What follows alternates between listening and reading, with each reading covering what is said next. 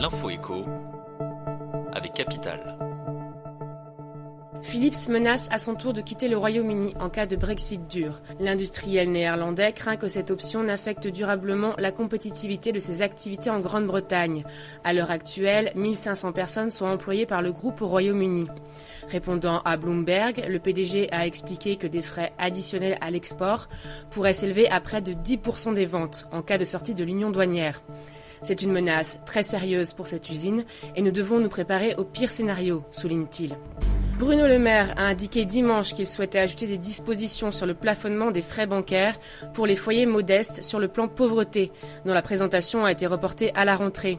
Je pense qu'il est indispensable pour tous les Français modestes que nous parvenions à un vrai plafonnement des frais bancaires pour que personne ne soit en difficulté parce qu'il est obligé de payer des frais insupportables et trop lourds, a-t-il expliqué. Les joueurs de l'équipe de France reverseront une partie de leur prime à une association, a indiqué le président de la FFF, Noël Le Graët. En cas de qualification pour la finale, ils gagneront 280 000 €. Si le nom de l'association n'a pas encore été révélé, le choix pourrait être libre pour chaque joueur. Kylian Mbappé avait apporté une contribution à l'association Premier de Cordée, proposant des initiatives sportives pour les enfants hospitalisés et des actions de sensibilisation au handicap en milieu scolaire et entrepreneurial.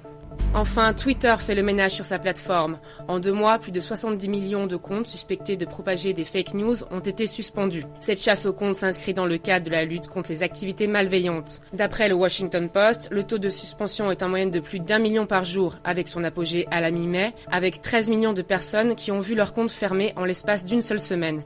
L'action se poursuit durant ce mois de juillet. C'était l'info écho avec Capital.